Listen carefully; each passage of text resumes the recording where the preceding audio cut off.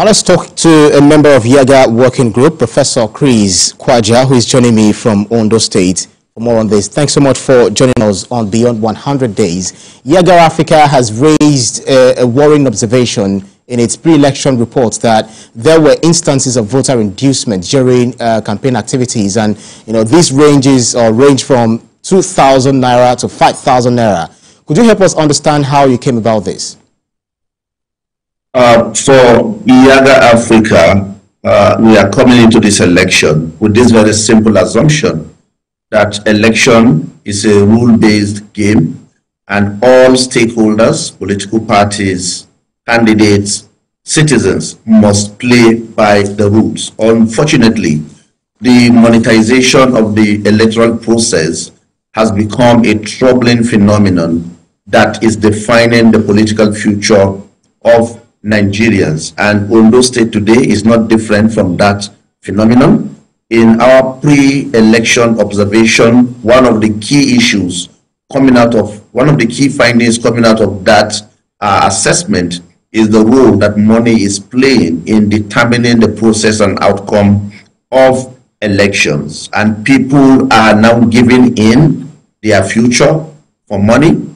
At the end of the day, the outcome of these elections will become something that people are worried about, and we are concerned about this phenomenon of the monetization of politics and calling on citizens to be resilient to the extent that they are able to withstand attempts by political parties and candidates to buy their future using money.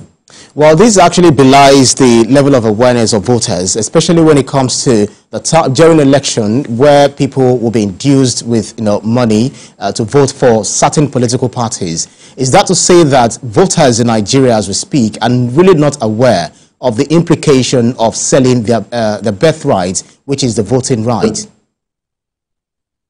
Voters are aware of the implication of selling rights, but one of the key concern we see is the fact that politicians impoverish these voters.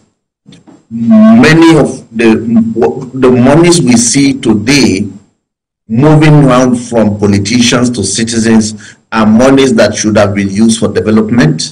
Unfortunately, these monies are withdrawn. They are denied citizens during elections. They are brought out and votes are bought. Now, the point for citizens is that we need to continually engage them. Civic education is very important, not just voter education. Civic education to the extent that citizens know their powers in determining their own future. And once we have a civic education campaign and strategy that empowers citizens with the knowledge that they are able to define their future, it will become difficult for the politicians to take advantage of the vulnerability of the citizens in terms of how they are able to sway these voters, the future of these voters, just for their own vested interests. Well, and then your organization actually, the discovery about the level of voter education across the state, especially in relation to what you have observed so far, are the people, I would like to know whether the people are actually alive to the electoral exercise come Saturday. Yeah, people are well informed about the election for Saturday, but the other point is whether they will come out to vote. You have over 2 million registered voters as at today, and unfortunately what we discussed earlier on in our press statement, what we drew attention to is the fact that we might experience low voter turnout, and this is not unconnected with the way voters see what is happening. For some voters, they believe that it is not important for them to come out and vote because the outcome of the election is already predetermined by the politicians. For some, poverty in the land, why will I go out to vote when I know that the politicians, whoever wins, will not make any difference in my life? But we are encouraging citizens to vote, that with their vote, they are able to define their future, they are able to vote for people that they trust, they are able to vote for credible people that will transform their lives and livelihood and give them an assured future.